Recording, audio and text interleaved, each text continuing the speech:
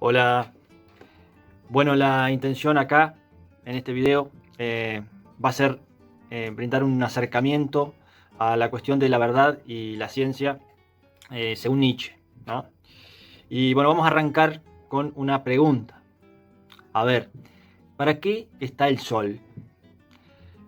Bueno, la respuesta que se suele dar a esta pregunta es que el sol está para alumbrarnos, ¿no? Para hacer la fotosíntesis, que a su vez es lo que permite que nosotros respiremos, ¿no?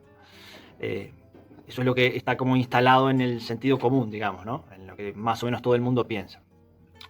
Bueno, acá nosotros vamos a ver un poco, vamos a pensar esta afirmación, ¿no? Porque, bueno, creo que vale la pena detenerse a analizar los supuestos que hay en ella, ¿no? Es decir, las cosas que estoy dando por sabidas, sin la menor prueba, ¿no? Cuando digo eso. A ver, vamos con el primer supuesto, ¿no? Cuando digo que el sol está para alumbrarnos, es como que estoy admitiendo que hay una verdad, y bueno, que esa verdad es que todo está para algo, ¿no? Es decir, que cada cosa tiene su función, ¿no? El sol, la función del sol es alumbrarnos. Eh, o sea que el universo o la naturaleza, desde esa perspectiva, es una máquina, un sistema, un organismo, diría Nietzsche, ¿no? Donde cada una de sus partes como que tiene ya una finalidad natural preestablecida, ¿no? Todo está para algo, ¿no? El sol, las plantas, el agua, todo tiene un para qué, una finalidad. Bueno, la del sol sería el umbral. Bueno, esto en filosofía se llama pensamiento teleológico, no teológico, ¿no? Teleológico viene de telos, que en griego significa fin, ¿no? Si todo está para algo, todo tiene un fin. Bueno, ese sería entonces el primer supuesto. El segundo supuesto, es decir, la segunda cosa que estoy dando por sobreentendida cuando digo que el sol está para alumbrarnos, es que yo tengo la capacidad de darme cuenta de cuál es esa función de cada cosa. O sea, yo tengo la capacidad de conocer la verdad, ¿no? Eh, entonces, es como que estoy admitiendo que los sentidos y que la razón son herramientas más que suficientes para comprender la realidad, ¿no? Para descubrir la verdad. Entonces, por eso puedo afirmar que el sol está para alumbrarnos, ¿no? Está dando por sentado que hay una correspondencia entre nuestro pensamiento y el universo, ¿no? O sea que tendríamos el pensamiento, el intelecto, para comprender el universo, la naturaleza, ¿no? Vieron que va de la mano con el pensamiento teleológico, ¿no? Que mencionábamos recién. Ese que decíamos que establece una finalidad para cada cosa, ¿no? La finalidad del intelecto, de la razón, ponele, es comprender la realidad, descubrir la verdad. Esto suele ser, ¿no? Lo que entendemos generalmente, ¿no? Sin embargo, Nietzsche va a pensar completamente opuesto a esto, ¿no? Es decir, para él la razón tiene una utilidad, pero no va a admitir que por medio de la razón se puede conocer la verdad. No, o sea, ponerle que es útil, pero querer conocer la verdad por medio de la razón y sería como más o menos ir a cazar pájaros con un martillo, ¿no? Es decir, por ahí el martillo es útil también, pero no para eso, ¿no? Bueno, entonces, a ver, como que lo que te invita a pensar, ¿no? La reflexión de Nietzsche es, ¿qué pruebas tenemos de que el pensamiento racional es algo idóneo para acceder a la verdad, ¿no? ¿No? Cosa que estoy dando por sentada cuando digo que el sol está para alumbrar, ¿no? Es decir, cuando digo que el sol está para alumbrar, no estoy, como decíamos recién, admitiendo que esa es la verdad y que yo me estoy dando cuenta de esa verdad, no sé, gracias a los sentidos, gracias al pensamiento, ¿no? Entonces, la reflexión de Nietzsche es como que te invita a pensar eso, ¿no? Es decir, no estaré teniendo demasiada confianza en mi capacidad de conocer, ¿no? Bueno, pero habría un tercer supuesto que no quiero dejar pasar en esto de que el sol está para alumbrarnos, que capaz que es el más evidente, ¿no? Al decir eso, estoy dando por sentado que nosotros los seres humanos somos como el centro del universo, ¿no? El sol está para alumbrarnos a nosotros, las plantas para hacer la fotosíntesis para que nosotros respiremos, los animales para alimentarnos, ¿no? O sea, como que todo está para nosotros, ¿no? Así como que el ser humano fuera la reina del corso en el universo, ¿no? Bueno, esto es lo que se llama un pensamiento antropocéntrico, ¿no? Humanocéntrico, ¿no? Se entiende al ser humano como centro de todo, ¿no? Creo que esta concepción antropocéntrica, ¿no?, la hemos heredado en gran medida del cristianismo, aunque muchos de los que la sostienen sean ateos. Es decir, el antropocentrismo es más viejo que la religión cristiana, ¿no? Es decir, toda la cultura griega ya era una cultura antropocéntrica, pero creo que en Occidente, digamos, lo hizo popular, lo difundió el cristianismo. En el Génesis, en el primer libro de la Biblia, ahí aparece el mito judío-cristiano de la creación, ¿no? Es decir, la historia de Adán y Eva y todo eso, ¿no? Bueno, ahí se cuenta que Dios, después de decir, hagamos al hombre a nuestra imagen y semejanza, ¿no?, les entrega a los seres humanos el universo recién creado, para que tengan autoridad sobre él, ¿no? Esa es la expresión que se utiliza, para que señoreen, dice en otras traducciones, ¿no? Queda claro que es una visión antropocéntrica, ¿no? Que bueno, creo que marcó a toda esta cultura occidental y cristiana, como suele decir. Pero además, como decía antes, es una visión teleológica, ¿no? Entiende que cada cosa tiene un rol, ¿no? Una función natural. El ser humano está para señorear. La mujer es creada para acompañar al hombre, ¿no?, para ser madre. Eva, que sería el nombre de la primera mujer, significa madre en hebreo. Bueno, en fin, el pensamiento teleológico como que se hizo bastante popular, ¿no? Y bueno, trasciende incluso a lo que es la cultura cristiana, ¿no? Está presente en todo racismo, ¿no? En ese creer que una raza está para servir a otra, ¿no? Ahí hay pensamiento teleológico. Está presente también cuando decimos, no, yo no nací para esto, ¿no? Yo no nací para esto. O sea, estás dando por sentado que sabes para qué naciste, estás dando por sentado que tenés una finalidad, ¿no?, que tu existencia individual tiene una finalidad específica. Bueno, ahí hay pensamiento teleológico, ¿no? Bueno, vuelvo un poco al principio para subrayar los dos primeros supuestos mencionados, ¿no?, que los vamos a tener bastante en cuenta. Es decir, cuando pensamos todas esas cosas, ¿no?, de que el sol está para alumbrarnos, yo no nací para tal cosa, las mujeres están para ser madres, etc., estamos dando por sentado que hay una verdad y que nosotros, los seres racionales, la podemos conocer. Que cada cosa tiene una esencia, ¿no?, una finalidad, y que nosotros podemos saber cuál es esa esencia o esa finalidad de cada cosa. Queda claro que son dos afirmaciones distintas, ¿no? Es decir, se puede creer lo primero y no lo segundo, ¿no? Por ejemplo, hay cristianos que dicen, los designios de Dios son inescrutables, ¿no? Al pensarlo así, bueno, como que nosotros los humanos no podríamos saber cuál es el plan de la creación divina, ¿no? O sea, cuál es la finalidad que le dio Dios a los elementos del universo.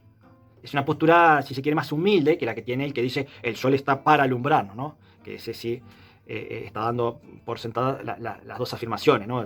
Tanto que existe una verdad como que nosotros podemos conocerla. Pero si decís que los designios de Dios son inescrutables, estás dando por sentada lo primero, que hay una verdad, una finalidad universal, pero no que nosotros podamos conocerla.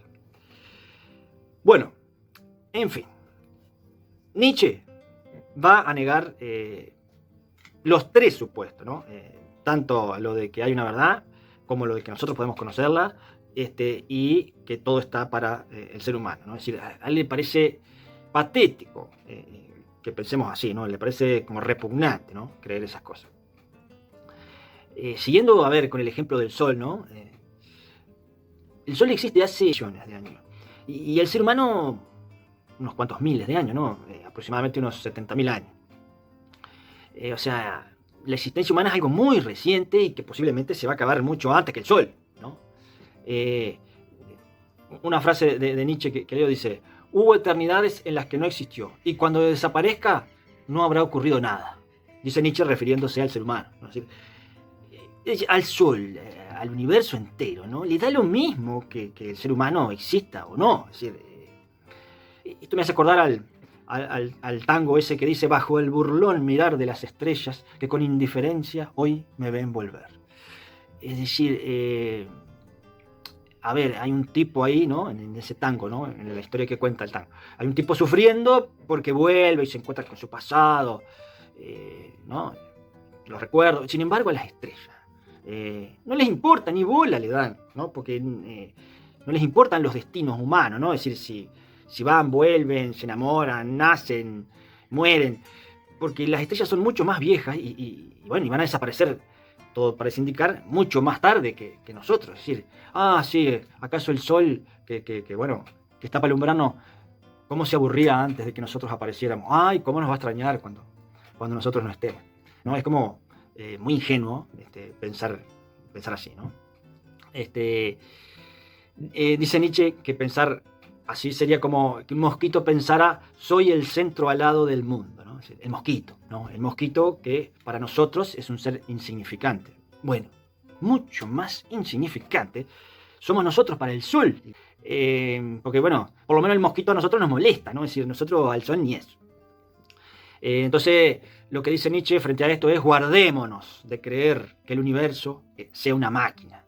Es seguro que no está diseñado con vistas a una finalidad concreta, ¿no? Queda claro, bueno, que ahí Nietzsche se aleja de la visión esa teleológica, ¿no? De la que hablábamos antes, ¿no? Para él el universo es caos. Dice: no es bello, ni perfecto, ni noble, y no quiere llegar a serlo, ¿no? El universo no le interesan esas categorías humanas, o sea, belleza, perfección, nobleza, son valores humanos, ¿no? Etiquetas que hemos creado nosotros y que incluso vamos modificando, ¿no? Porque cada cultura tiene sus propios ideales de nobleza, perfección y belleza, o sea, no son absolutas, no están en el universo, sino que salen de nosotros, ¿no? Son metáforas, dice Nietzsche. Y esto lo vamos a subrayar. Para Nietzsche la verdad es metáfora, discurso, palabras, ¿no? Es decir, literatura, mito, etiquetas humanas. Bueno, pero como todos creemos una metáfora o algunas metáforas, bueno, resulta que nos terminamos olvidando, dice Nietzsche, que eso es solo palabra, o sea, que lo creamos nosotros, ¿no? Nos olvidamos o nos hacemos los giles porque nos conviene creer eso, ¿no? Uno se convence de que es verdad lo que a uno le conviene con más facilidad de la que uno cree a veces, ¿no? Bueno, y aquí aprovecho para introducir 3 definiciones que da Nietzsche sobre el problema de la verdad. Serían estas. La primera, ¿no? No hay hechos, solo interpretaciones. La otra. La verdad es un ejército de metáforas en estado de combate. Y la otra es: la verdad es la mentira más eficiente. Son 3 definiciones que están relacionadas, ¿no? La primera dice que no hay hechos, solo interpretaciones. Es decir, la verdad siempre es la verdad desde el punto de vista específico de un sujeto, o sea, siempre es subjetiva. La tercera dice que la verdad es la mentira más eficiente, o sea, que es la mentira que logra convencer a todos, ¿no? Que logra convencer a la masa, a la sociedad en su conjunto, y logra imponerse como la verdad absoluta. Bueno, pero según Nietzsche, esa verdad que se instala como la verdad absoluta es una metáfora más, ¿no? O sea, una interpretación subjetiva más, entre otras muchas. Por eso dice que hay como una pelea, ¿no? Como un combate entre esas metáforas o entre esas interpretaciones de la realidad para ver cuál es la que logra instalarse como la verdad absoluta. Bueno, y el que logra instalar su verdad como la verdad absoluta, bueno, gana las elecciones, consigue el empleo o convence a X de que se acueste con él y no con Y, etc. Tiene múltiples beneficios lograr imponer tu verdad como la verdad absoluta, ¿no? Pero bueno, no deja de ser, diría Nietzsche, tu interpretación, una metáfora creada por vos y que después se oficializa, es decir, que toda la masa se convence de eso y por eso parece que es real, parece que es la verdad. Bueno, pero la cuestión entonces es que lo único que hay son interpretaciones, ¿no? Es decir, no existe el ojo de Dios, el que ve la verdad absoluta. No existe. Es decir, no queda otra que interpretar, ¿no? como que no es negativo interpretar, ¿no? Lo tonto es, lo que es muy ingenuo, es olvidarse de que eso es una interpretación, ¿no? De que eso es metáfora. Y bueno, y es deshonesto postular que mi verdad es la verdad absoluta. Una frase que escuché en una canción de Abel Pinto el otro día me pareció acorde con esto. Dice: alguien cuando nos promete la verdad apunta sin piedad quitándonos el aire. Me parece que va en sintonía porque creo yo que por ahí lo que intenta transmitir Nietzsche es que hay que desconfiar de todo aquel que te viene a decir esta es la verdad, ¿no? Así, guarda con ese, ya sea un periodista, un cura, un científico, un político, guarda porque te quiere joder de alguna manera, o sea, aunque sea tu padre, ¿no? Muchas veces los padres hacemos eso, ¿no? Le imponemos a los hijos lo que nos parece la verdad. Bueno, pero aunque sea tu padre, lo hará inconscientemente, pero te quiere marcar la cancha con sus propios prejuicios, con sus odios, con su manera de ver la vida. Y aunque no se lo proponga, te está perjudicando porque te está quitando la posibilidad de que vos hagas tus propias metáforas, tu propia interpretación de las cosas, ¿no?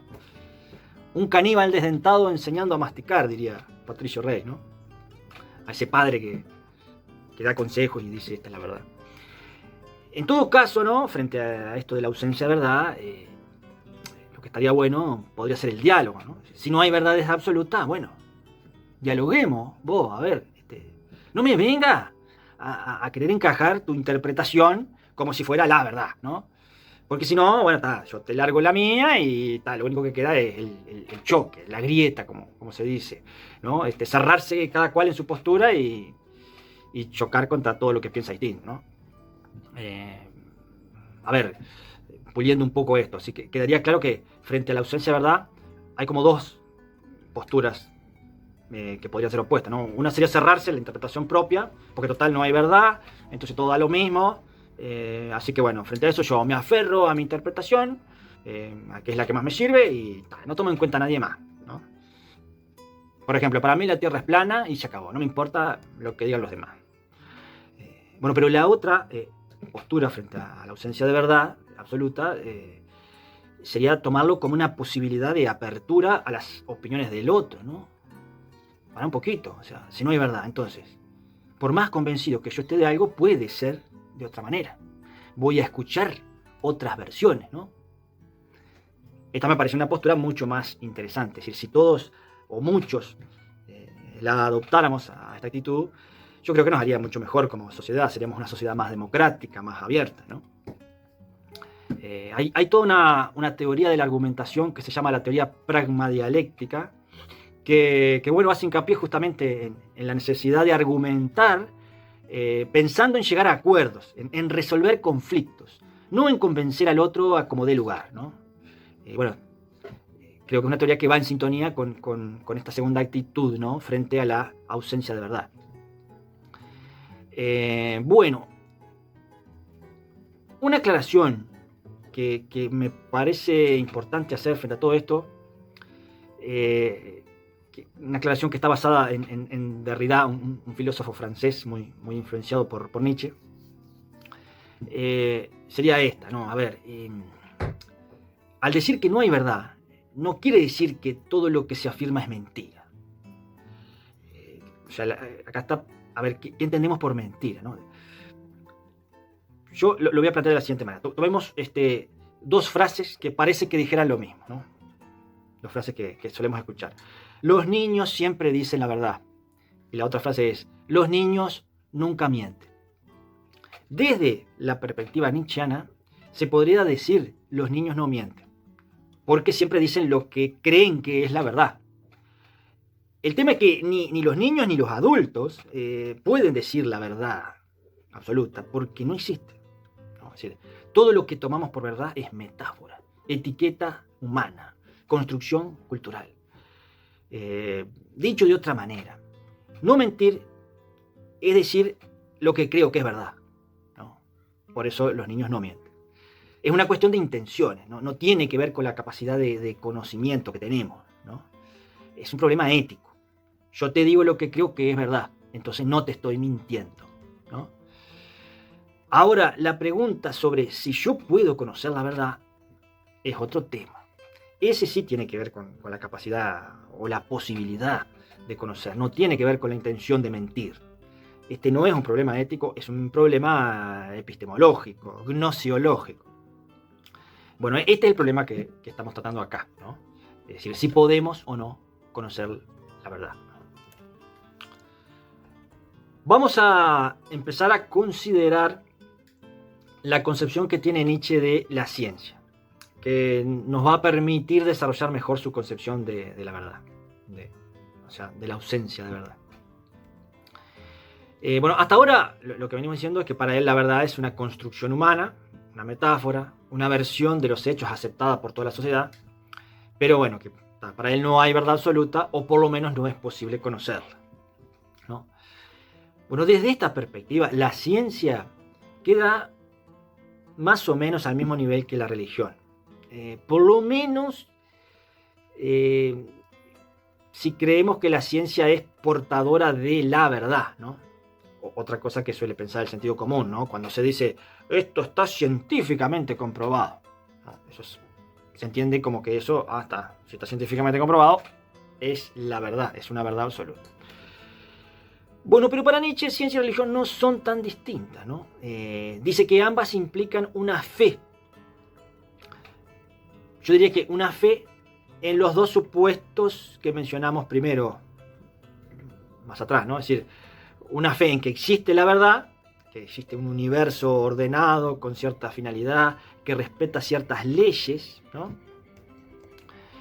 Y una fe en que nos es posible conocer esa verdad y esas leyes, ¿no? O sea, en primer lugar, tanto la ciencia como la religión parten de la fe, ¿no? Y en segundo lugar, ambas prometen una explicación verdadera de todo lo que ocurre, ¿no? Es decir, ahí hay una gran similitud entre ciencia y religión, ¿no?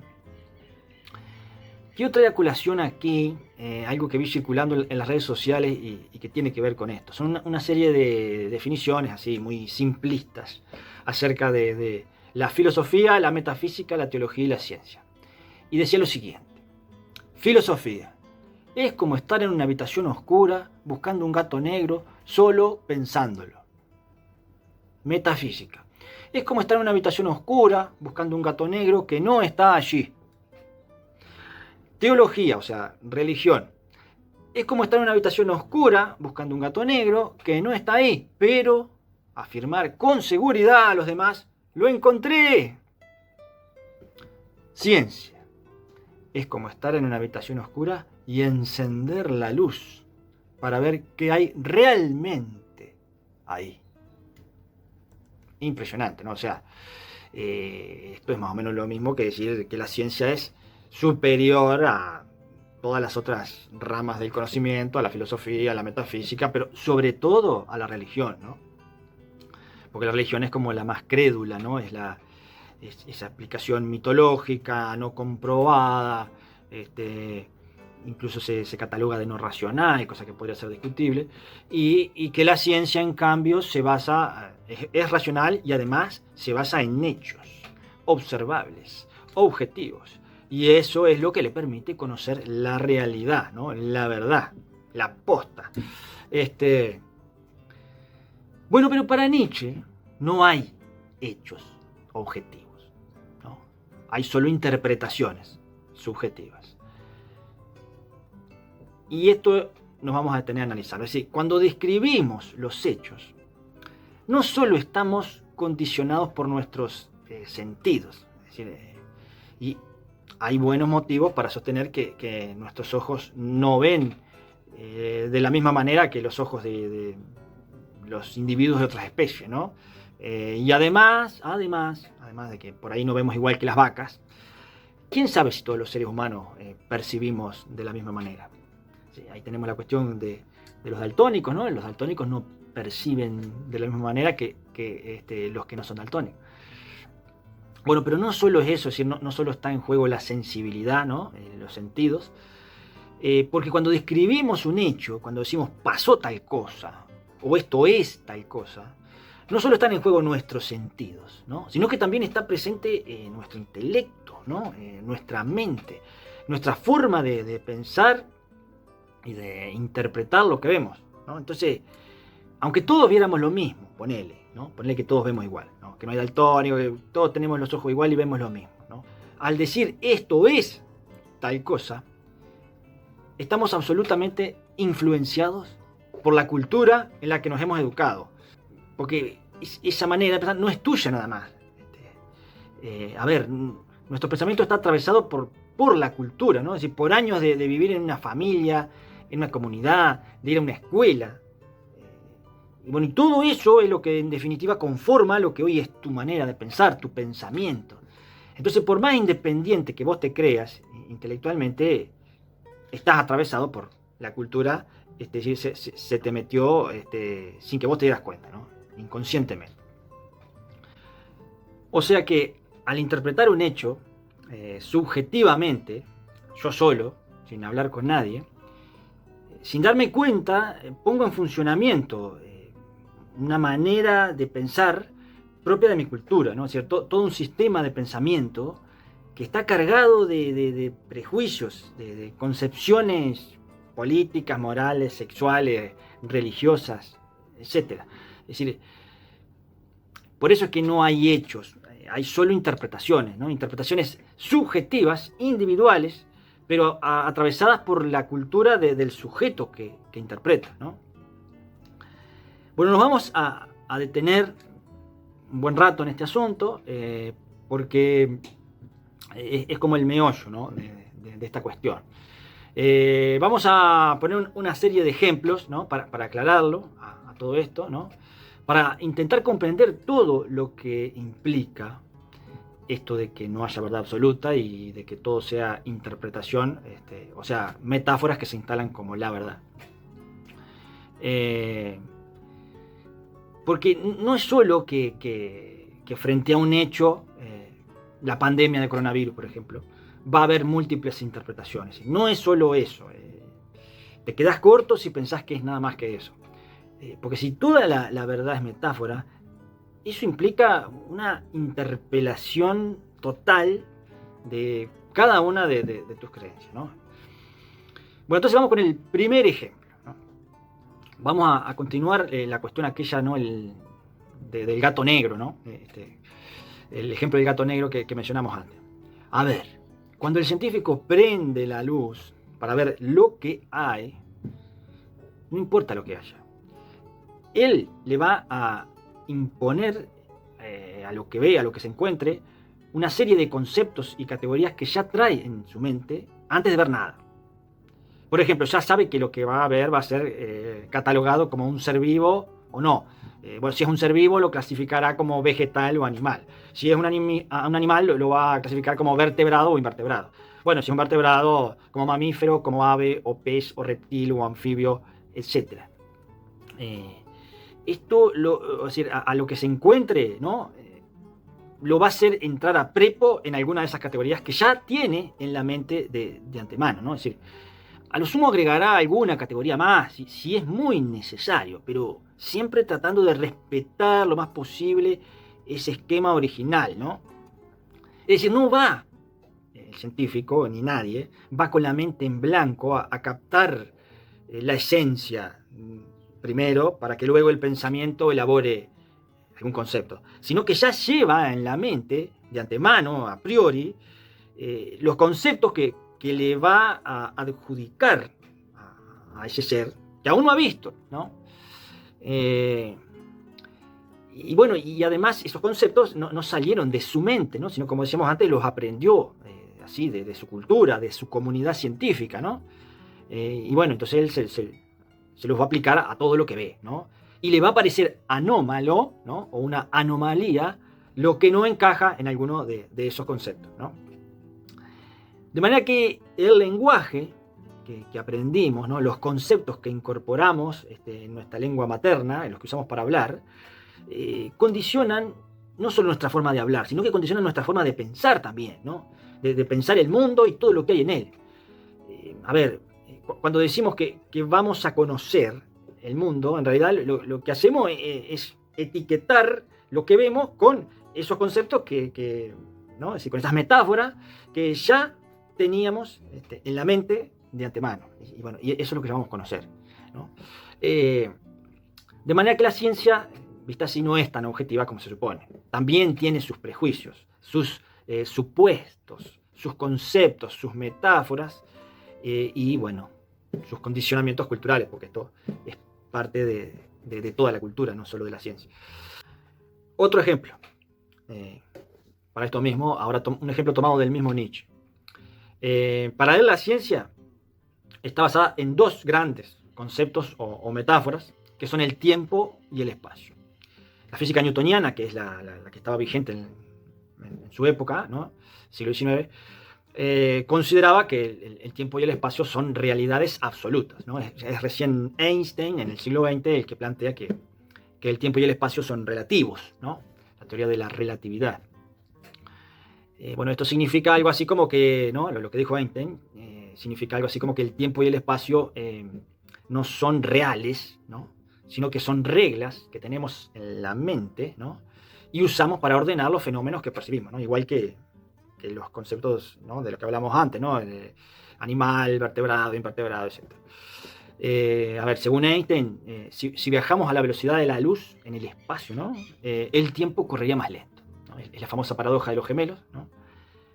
Plantea que si hay dos gemelos de 17 años, ponele, y uno se va y está 2 meses viajando a la velocidad de la luz, cuando vuelve, su hermano gemelo es mucho más viejo que él, ¿no? Es decir, para el que se fue y viajó a la velocidad de la luz, pasaron 2 meses, para el otro pasaron igual, no sé, 30 años, ponele.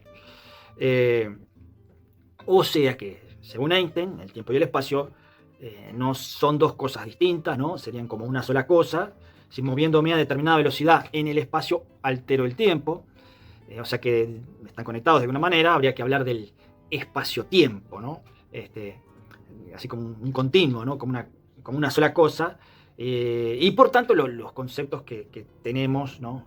Nosotros, que serían conceptos newtonianos, ¿no? De que espacio es una cosa y tiempo es otra, ya no servirían más, ¿no? Bueno, esto lo planteó Einstein, ¿no? Un científico, no un escritor de ciencia ficción. Es una teoría incluso que ha sido utilizada para crear artefactos, como la bomba atómica, nada más y nada menos. Bueno, ha tenido otras aplicaciones más nobles, ¿no? que esa, ¿no? Que la bomba atómica. Es decir, que es una teoría científica y que ha sido aplicada al desarrollo tecnológico, ¿no? Pero volvemos a lo mismo, ¿no? Es decir, no hay verdades absolutas, hay solo metáforas. Incluso el tiempo y el espacio son metáforas. Con la metáfora o teoría de Einstein quedó obsoleta la de Newton, ¿no? La que planteaba que el tiempo y el espacio son absolutos, ¿no? Con Einstein quedó claro que son tiempo y espacio son ideas, ¿no? Son metáforas, que bueno, nos permiten, como decíamos hoy, dar sentido a lo que vemos, pero eso, son palabras, salen de nuestra mente, de la cultura, no salen de la realidad. O sea, llegado a este punto, como que habría que plantear que no hay descubrimiento, ¿no? Sino que, o sea, que ni siquiera en la ciencia, ¿no? No hay descubrimiento, hay como una construcción de la verdad.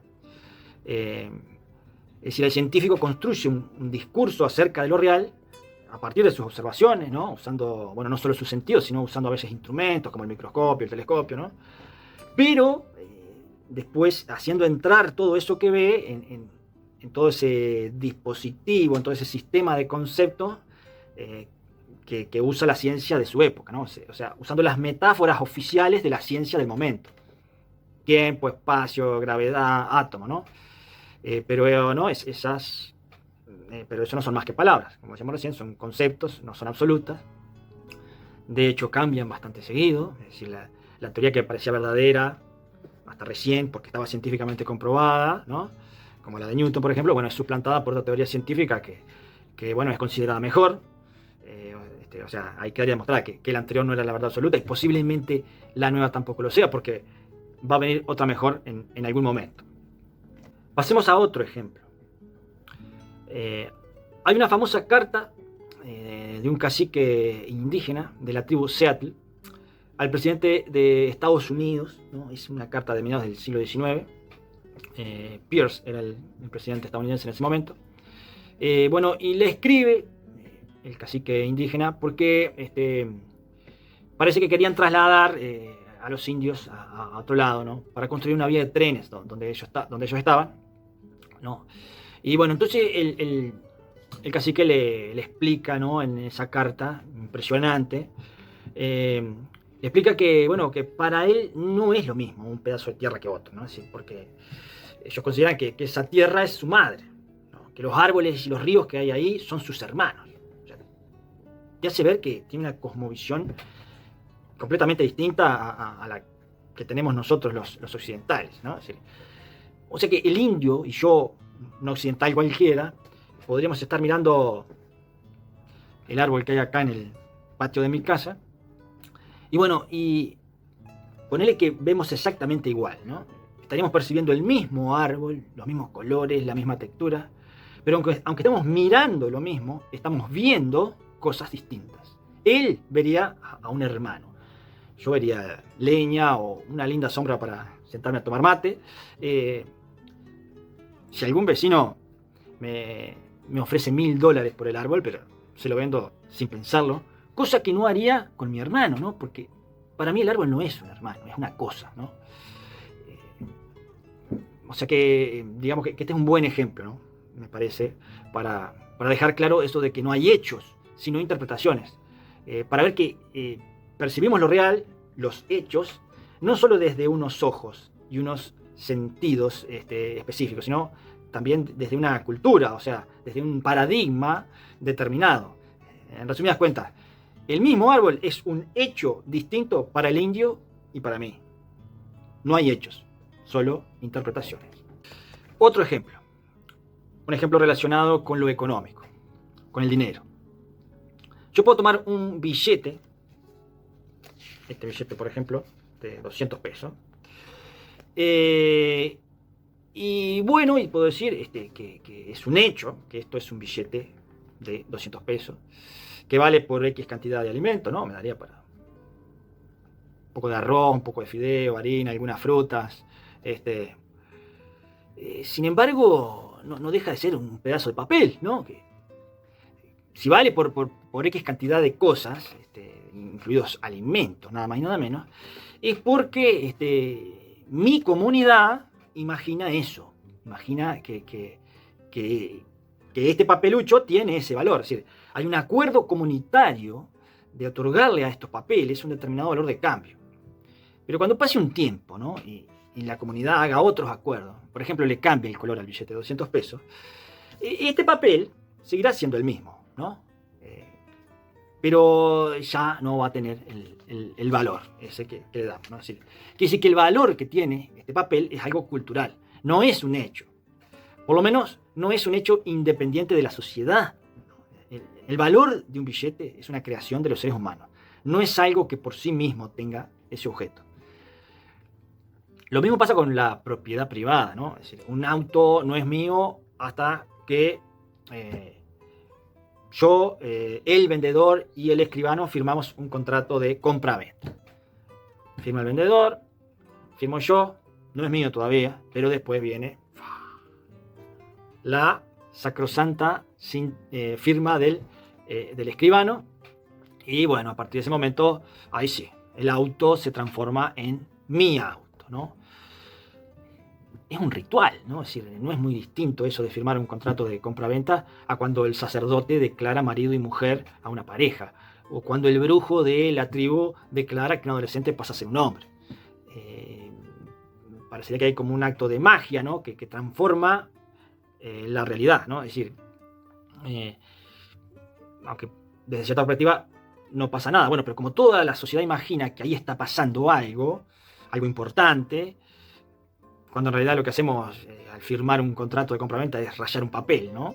Bueno, pero como todos imaginan que ahí pasa algo importante, bueno, entonces hacemos de esa tontería algo importante, ¿no? Es decir, es como toda una gran ficción, ¿no? Una creación colectiva, comunitaria, pero es metafórica, ¿no?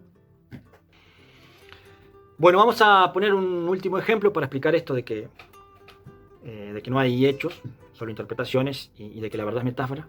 Es un ejemplo tomado de la filosofía de género que, bueno, se ha apoyado mucho en Nietzsche para intentar, así como quien dice, romper con ciertas verdades, con ciertas ideas de lo que supuestamente es natural.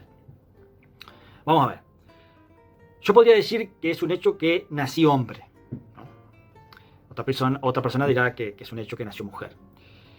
Sin embargo, Simone de Beauvoir, ahí a mediados del siglo XX, en sintonía con Nietzsche, afirmó: no se nace mujer, se llega a serlo. Bueno, y por consiguiente tampoco se nace hombre, sino que se llega a serlo, ¿no? Es decir, con esto Simone de Beauvoir inaugura la filosofía de género. A ver, para hacerla corta, ¿no? Porque no tengo intenciones ahora de profundizar demasiado en esto, ¿no? Pero vamos a hacer así. Habría que distinguir tres cosas que vienen en el paquete soy varón o soy mujer. Tres cosas, ¿no? Que son el sexo, el género y la orientación sexual, ¿no? La orientación del deseo erótico afectivo. Entonces, de estas tres cosas, lo único que podemos tomar como un hecho, ¿no? Si querés, es el sexo, ¿no? Los genitales con los que se nace. Los otros dos no. El género y la orientación vienen como después, ¿no? Sin embargo, como que se oficializa y se impone por diversos mecanismos culturales que bueno, en gran medida son inconscientes o actúan inconscientemente, se oficializa como un paquete, diría yo, de reglas, actitudes, formas de vestir, de caminar, de hablar, para los que tienen pene. Y otro paquetito distinto para aquellos individuos que nacen con vagina, ¿no? Es decir, que se construye un estereotipo, como se dice, ¿no? Una imagen, una metáfora de hombre y se le impone a los que tienen pene. Y otro estereotipo, que sería el de mujer, y se impone a aquellos individuos con vagina. Ese estereotipo es lo que se llama el género, ¿no? Pero ahora viene la cuestión del deseo, porque se busca, que es otra cosa distinta, ¿no? Se busca que el deseo erótico, afectivo, también por diversos mecanismos culturales, se oriente exclusivamente hacia individuos con genitales distintos a los míos, ¿no? Eso es lo hétero, lo otro. El que tiene pene deberá desear exclusivamente individuos con vagina y viceversa, ¿no? De manera que el género y esa orientación exclusivamente heterosexual son culturales, no son un hecho natural que venga de nacimiento como si vienen los genitales, ¿no?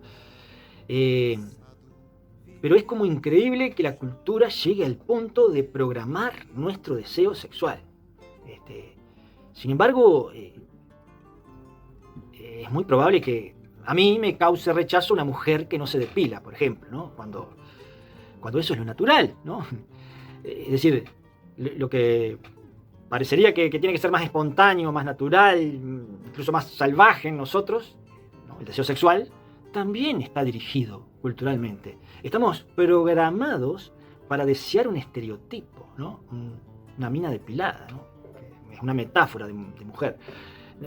Nos excita cierta vestimenta, la lencería, los perfumes, y nada de eso es natural. Visto así, no tiene demasiado sentido decir que un trans es un hombre vestido de mujer, o viceversa. Porque si digo eso, estoy dando por sentado que ser mujer u hombre viene con los genitales, ¿no? Pero, como explicamos recién, son estereotipos, son culturales, ¿no? Incluso cada cultura tiene su estereotipo de hombre y de mujer, es decir, no son absolutos, ¿no? Entonces, yo puedo elegir un estereotipo o un género distinto al que me inculcaron. De la misma manera que puedo elegir una religión o un cuadro de fútbol distinto al que mi familia deseaba para mí, ¿no? Y nadie tiene por qué decir que soy un hombre vestido de mujer. Sería una mujer y punto. Ser mujer no tiene que ver con los genitales. Es un estereotipo, es un producto cultural. Yo sería una mujer con pene, una mujer padre, ¿no? En todo caso. pero una mujer. Sin embargo, he visto rechazar con mucha violencia a los trans, ¿no? La otra vez escuché a alguien que decía, un poco en tono de burla, que bueno, si puedo ser del género que quiero, entonces también puedo ser una cabra si quiero, ¿no? Otro decía esto, que por más que trataba de convencerse de que su cuenta bancaria era igual a la de Bill Gates, seguía siendo pobre, ¿no? Es decir, es evidente que la conclusión a la que querían llegar estos señores es que hay una esencia natural de mujer y de hombre, como una esencia que viene de los genitales y que es anterior a toda cultura, ¿no? Bueno, en todo caso es discutible, ¿no? Pero, como decíamos hoy, en todo caso lo dialogamos, ¿no? No me quieras imponer eso como una verdad absoluta, ¿no? Menos con la violencia que se suele hacer. Y segundo, bueno, vamos a reconocer que el género es cultural, ¿no? Es decir, que lo que decíamos hoy, que cambia con cada cultura. Es decir, a ver, podemos incluso intentar responderle a estos señores, ¿no? Es decir, al que sugiere que un hombre es tan distinto de una mujer como una cabra de un ser humano, si nos pusiéramos a contestarle a su pregunta maliciosa, ¿no? Es decir, si yo podría ser una cabra, bueno, le podríamos decir que sí, ¿no? Quizás sí, señor, aunque usted no haya nacido cabra, puede ser del género cabra si se lo propone. Bueno, debería ponerse cuero de cabra, caminar en 4 patas, ponerse pezuñas, etcétera, ¿no? Toda una serie de cosas que no tiene que hacer si simplemente quiere cambiar el género que le impusieron, ¿no? Es decir, si yo quisiera ser una mujer trans, solo bastaría con cambiar mi manera de vestir, de hablar y de caminar. No es necesario que ande en 4 patas y con pezuñas, ¿no? Es decir, es bastante más simple el cambio, ¿no? Bueno, con respecto al otro, el que decía lo de la cuenta bancaria. Sí, señor, es obvio que su estado de cuenta no cambia porque se la imagine distinta. Tampoco puede cambiar, o puedo cambiar mis genitales porque me los imagine distintos, ¿no? Pero sí puedo cambiar el género que me impuso mi familia y mi sociedad, porque eso es cultural y no es tan difícil como realizar una estafa financiera para cambiar el estado de mi cuenta, ¿no? Es decir, como decíamos recién, solo tengo que cambiar mi forma de vestir, de caminar y de hablar. Ni siquiera es necesario que me opere y comience un tratamiento hormonal, ¿no? Es decir, podría operarme o no, pero eso no influye en que yo luzca como una mujer y haga vida de mujer. El que está en contra de esto me dirá, sí, pero no podés ser madre. Claro. Entonces todo termina en que una mujer es verdaderamente una mujer, o sea, se realiza como mujer cuando es madre. Eso es lo natural. Hay que reproducir la especie y todo eso, ¿no? Es decir, la naturaleza querrá que nosotros nos reproduzcamos, ¿no? Es decir, con lo destructivos que somos. ¿Es la naturaleza o es el capitalismo el que necesita que haya reproducción porque necesita más trabajadores y más consumidores? Es decir, ¿no habrá algún que otro interés político y económico detrás de todo lo que se postula como verdad, incluso de los géneros, ¿no? Bueno, son algunas preguntitas que, bueno, no vamos a intentar responder acá, pero las dejamos planteadas. Llevando esto a la cuestión de la ciencia, ¿no? Se supone que la ciencia es objetiva y que, bueno, entonces no debería ser influenciada, ¿no?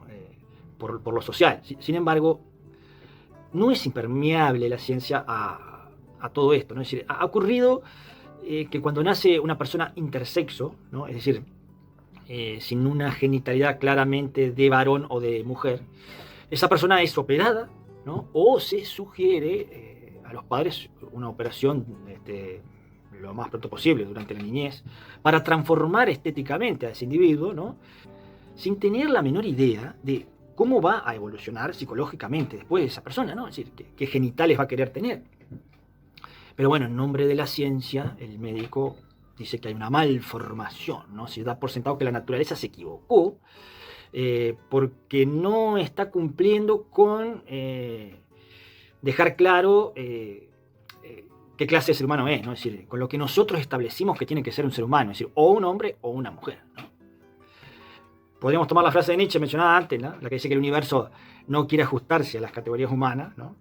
No quiere ser perfecto, ni bello, ni noble, decía Nietzsche. Bueno, le podríamos agregar ni hombre ni mujer, ¿no? Esas son etiquetas o metáforas o estereotipos sociales.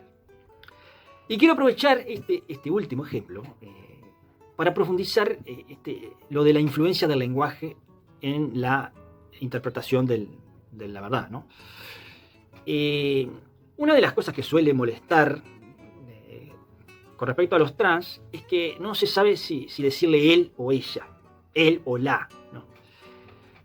Porque entre otras cosas, esto nos plantea un problema lingüístico, sobre todo a los que hablamos en español, porque en el español casi no hay términos neutros sexualmente hablando. Nosotros sexualizamos todo, ¿no? No solo las personas. Decimos, por ejemplo, la mesa, el banco, el barco, la silla. En inglés no pasa tanto eso porque hay algunas palabras como el de, ¿no? THE, que significa tanto él como la, ¿no? Después hay palabras como cats, que significa tanto gato como gata. Es decir, no es un idioma tan sexualizado, aunque quizá lo es, ¿no? Es decir, en menor medida. Pero por lo menos a los que hablamos en español, bueno, estamos obligados por nuestro lenguaje, ¿no? Por nuestro idioma, a pensar todo como femenino o como masculino. No solo que no podemos hablar sin sexualizar, tampoco podemos pensar sin sexualizar. Es decir, como que el lenguaje nos lleva a que pensemos de esa manera. A todo le ponemos un él o un la. Le ponemos género sexual, ¿no? Y la realidad no es femenina o masculina. El banco no tiene pito ni usa bigote, la mesa no tiene útero ni usa pollera. ¿Por qué entonces le encajamos así él y la a cosas que no tienen sexualidad? Respuesta: no tenemos artículos neutros como el de en inglés. Por eso es la mesa, o porque el mesa te sonaría a una mesa trans, ¿no? Es decir, parece tonto, pero pensamos como el lenguaje nos ordena, ¿no? Es decir, pensamos dirigidos por la gramática que incorporamos con nuestra lengua materna. El idioma le impone sus características al pensamiento. Y bueno, y desde ese idioma, desde ese lenguaje pensamos en chino, en inglés, en español. Y bueno, con ese idioma es que creamos las metáforas que luego postulamos como verdades absolutas, ¿no? Por tanto, el lenguaje es tremendamente condicionante de nuestra manera de pensar y de ver el mundo. Estas reflexiones sobre la importancia del lenguaje en el pensamiento surgen así como con mucha fuerza en la filosofía del siglo XX, con el llamado giro lingüístico, y bueno, pero fueron en gran medida inspiradas por Nietzsche. Bueno, en fin, todos estos ejemplos buscaban profundizar aquello de que no hay hechos objetivos, sino interpretaciones subjetivas. Y por tanto, la verdad es metáfora. Ahora nos queda profundizar un poco la comparación entre ciencia y religión, ¿no? A ver, una cosa que suele tomarse como indicio de la superioridad de la ciencia frente a la religión es la utilidad que tiene. Nietzsche no niega que la ciencia es una metáfora más útil y convincente que la metáfora de Dios. Dios fue una metáfora primitiva, sirvió para dar explicaciones a ciertos fenómenos cuando no había otra explicación posible. Además permitió que las sociedades se organizaran en base a esos mitos, ¿no? Esos mitos sobre Dios o sobre los dioses. O sea que en su momento no solo brindaba explicaciones, sino que permitía un orden político y social. O sea, también fueron útiles política y socialmente hablando, ¿no? Esas metáforas.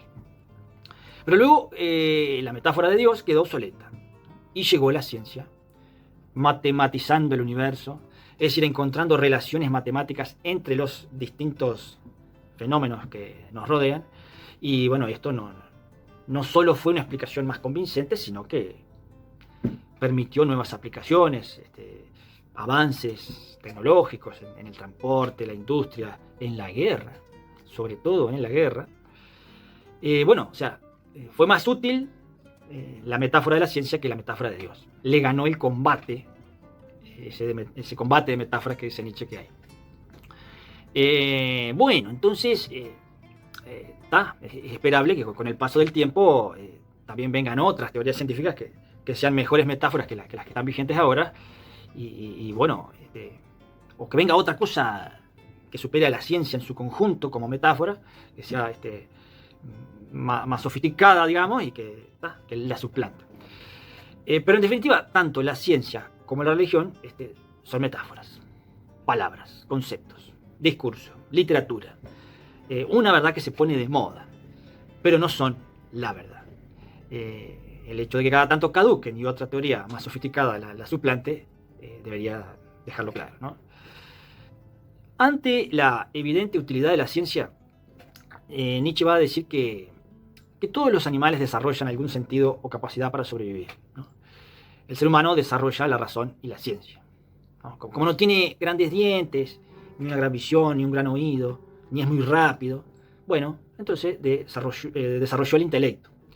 Pero nada más que eso, es decir, no puede exigírsele a la razón y la ciencia que además de ayudarnos a sobrevivir, alcance la verdad, la verdad. Es muy ingenuo, desde este punto de vista de nietzscheano, ¿no? Que es muy ingenuo pensar que va a haber esa correspondencia de la que hablamos antes entre la realidad y el pensamiento.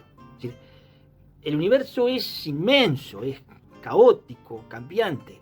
No puede ser entendido, dice Nietzsche, por nuestra rectangular y pequeña razón humana. Sería como pensar que un río puede caber en un vaso. Es como muy fantasioso. Requiere fe, ¿no? Requiere una fe similar a la fe religiosa. Cuando la ciencia, por ejemplo la física newtoniana, que es la que conoció Nietzsche, busca las leyes del universo y plantea que hay, por ejemplo, una ley de gravitación universal, entre otras, por ahí no parece estar suponiendo que hay una finalidad para cada cosa. No parece tener un pensamiento teleológico como lo tiene el pensamiento religioso o como la tenía la física de los antiguos, ¿no? Pero al postular que hay leyes en el universo, en primer lugar, está dando por sentado que hay un orden natural, ¿no? Con lo cual no solo deja la puerta abierta para suponer que hay un Dios legislador, ¿no? Una mente superior y divina que ha establecido ese orden, sino que además, en segundo lugar, podríamos decir, también está dando por sentado que podemos acceder al conocimiento de ese orden, que podemos acceder a la verdad. O sea, al igual que el pensamiento religioso, parte de los dos supuestos que mencionamos al principio, ¿no? Es decir, que hay una verdad y que podemos conocerla. Por eso es que Nietzsche dice que parten de la fe, ¿no? Fe en la verdad y fe en la capacidad de conocer. Pero además, en tercer lugar, podríamos decir, se estaría dando por sentado que la razón está para descubrir esas leyes de la naturaleza, ¿no? Es decir, que somos racionales para darnos cuenta de eso. Y bueno, esto sería nuevamente el pensamiento teleológico, que también abre la puerta para creer que hay una inteligencia superior y anterior a todo, que nos dio la razón para comprender al universo, ¿no? Y bueno, esto está en las bases de la física newtoniana, ¿no? O sea, la ciencia vigente en el siglo XIX, que es la que conoció Nietzsche, ¿no? Por eso es que él dice, ¿cuándo dejaremos estas sombras de Dios? ¿No? Él ve que hay sombras de Dios, que hay fe religiosa, incluso en la ciencia. Bueno, en definitiva, ¿no? Para Nietzsche lo único capaz de percibir la razón científica son regularidades matemáticas, ¿no? Repeticiones de fenómenos que nos habilitan a hacer ciertas inducciones, a sacar ciertas conclusiones generales, ¿no? Por ejemplo, una muy simple, bueno, al ver que todo se cae, o sea, que tiende a ir hacia la Tierra, Newton pudo sacar la conclusión de que hay una fuerza que él llamó o bautizó fuerza gravitatoria. Es decir, postular que existen estas leyes nos da la posibilidad de anticiparnos a las cosas, ¿no? De hacer predicciones de lo que va a ocurrir. Y esto es muy útil, ¿no? Nietzsche no lo niega, esto sirve mucho, pero nada más. O sea, no se puede llegar a creer que esa descripción mecanicista, numérica, geométrica, que hace la física newtoniana del universo, es la verdad. No se puede ser tan poco humilde para creer que que ese poquito que alcanzamos a comprender con nuestra pequeña y rectangular razón es la verdad, ¿no? Dice Nietzsche que pensar que las teorías científicas, con todas sus fórmulas, ¿no? Matemáticas, son la verdad, es como pensar que la música es la partitura, cuando la partitura no refleja ni por asomo todo lo que es la música, ¿no? Es decir, solo es la parte cuantificable, la parte racional de la música. Es una herramienta que es útil para el músico, ¿no? No se tiene que memorizar toda una sonata, pero nada más. O sea, bueno, lo mismo con la ciencia, es una herramienta útil para el ser humano, pero nada más, no es la verdad. Conclusión, la ciencia es una construcción mental de Newton y otros. Una metáfora que permite hacer ciertas predicciones acerca del mundo que nos rodea, bueno, y que por eso después se hace parte de la cultura, ¿no? Pero no deja de ser una metáfora, no es una verdad absoluta. Y de esto no se salva ni siquiera la matemática, ¿no? Que, bueno, parece la ciencia más exacta, pero capaz que es incluso la ciencia más metafórica, porque no trabaja con observaciones, sino con abstracciones, es decir, con cosas que están solo en la mente. En resumidas cuentas, en la elección de la ciencia en lugar de la religión como portadoras de la verdad, pesa mucho la utilidad, la aplicación del conocimiento al desarrollo tecnológico. No tanto la verdad. Es decir, no se elige a la ciencia porque sea una copia más fiel de la realidad, ¿no? Que una copia más fiel que la religión, ¿no? Se elige la ciencia porque con ella se puede hacer más cosas que nos sirven, ¿no? Es decir, bueno, que nos sirven entre comillas, ¿no? Porque la utilidad de la ciencia puede ser que algún día nos lleve a la destrucción, dice Nietzsche. Cosa que resultó profética porque 45 años después de que murió Nietzsche se fabricó la bomba atómica, gracias a la ciencia, ¿no? O sea que evidentemente no todos los productos de la ciencia son solamente útiles, sino que también puede llegar a ser increíblemente destructivo, ¿no? Bueno, pero hay algo más. No solo la mayor o menor utilidad es lo que hace que se elija a la ciencia o a la religión y que terminen siendo aceptadas como verdades absolutas. Hay algo más. La religión y la ciencia brindan certezas, ¿no? Y los seres humanos tenemos, dice Nietzsche, anhelo de certeza, anhelo de algo firme, de apoyo. Es horrible pensar que nacimos solamente así como para morir, ¿no? Digamos, ¿no? Y necesitamos aferrarnos a alguna verdad. Necesitamos creer que la vida tiene sentido. Aunque sea mentira o metáfora, ¿no? No importa. Lo necesitamos. Con esta cuestión, ¿no? Es que está relacionada a una de las afirmaciones más célebres de Nietzsche, ¿no? Que es que Dios ha muerto. Dice Nietzsche que Dios se murió en la modernidad, ¿no? Cuando aparece la ciencia y se planta como la metáfora más creíble. Es decir, cuando la sociedad pasa a creer más en la ciencia que en la religión, bueno, ahí como que la ciencia mató a la religión, ¿no? Mató a Dios. La reemplaza como fuente de explicaciones y certezas. Hasta ahí todo muy lindo. Pero hay un problema con esto de la muerte de Dios, ¿no? Porque la ciencia no alcanza a responder todas las preguntas que respondía la religión. Dios tenía la espalda ancha, dice Darío Standriver. Y bueno, y la ciencia es un producto humano, ¿no? Es decir, las espalditas de los humanitos no pueden soportar el peso que sostenía el lomo de Dios, ¿no? Es decir, capaz que la ciencia es más convincente, o nos resulta a nosotros, en esta época, más convincente que la religión, a la hora de explicar el mundo que nos rodea, ¿no? Es decir, por ejemplo, nos resulta más creíble la explicación científica de la lluvia que la religiosa, ¿no? Nos resulta más creíble creer que el agua se evapora y que se forman las nubes, que después esa nube se enfría y el agua cae en forma de gotitas, ¿no? Que creer que llueve cuando a Dios se le canta hacer llover, ¿no? Igual hay gente que le reza a Dios para pedirle agua, ¿no? Los antiguos creían los griegos creían que la lluvia es una relación sexual entre Urano, el cielo, y Gea, la tierra, ¿no? y bueno, y que las gotitas serían el semen de Urano fecundando a Gea, y por eso luego de esa relación sexual había nacimiento, ¿no? Nacían pastitos, flores, es decir, nacían seres vivos, ¿no? Nuevos. Bueno, todas estas explicaciones mitológicas por ahí nos parecen más poéticas, pero nos resultan ingenuas, ¿no? Frente a las explicaciones científicas.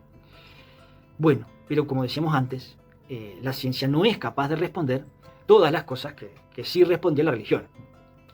Por ejemplo, la ciencia no te dice qué pasa después que nos morimos, ni cuál es la misión del ser humano en la Tierra, ni ofrece recompensas después de la muerte a los que se portan bien y castigo a los que se portan mal. Entonces como que la ciencia, al matar a Dios, desató así, ¿no? Generó todo un desasosiego, ¿no? Una ausencia de certezas a esas preguntas existenciales, y bueno, que eso se transforma en una especie de desesperación, un vacío que la ciencia no puede llenar, ¿no? Y bueno, Nietzsche llama a ese vacío nihilismo, ¿no? Viene de nihil, que en griego significa nada, ¿no? Como un vacío. Sin embargo, para los filósofos y espíritus libres, dice Nietzsche, esto de la muerte de Dios es una liberación, porque un espíritu libre no necesita aferrarse a una metáfora que le prometa una vida después de la muerte, un Dios que lo proteja y lo guíe. Bueno, no, al contrario. El espíritu libre se siente afortunado, ¿no? de tener su destino en sus manos. No le tiene miedo a la libertad. Bueno, para Nietzsche esa necesidad de fe en una verdad absoluta, entonces es como propio de la masa aferrada al sentido común, ¿no? Es decir, es como la debilidad de aquellos que necesitan que los guíen porque no tienen voluntad, ¿no? Dice Nietzsche. Bueno, entonces prefieren aferrarse a metáforas que le ofrecen consuelo, ¿no? A costa de, bueno, someterse al trabajo, la rutina, la mediocridad. Pero bueno, se conforman, ¿no? Con la casa, el auto, el perro, Netflix y la promesa de una vida eterna después de la muerte, a costa de perder la libertad trabajando 6 días por semana, por ejemplo. Bueno, esa gente, que sería la mayoría de nosotros, es la que dice Nietzsche que no soporta la muerte de Dios, ¿no?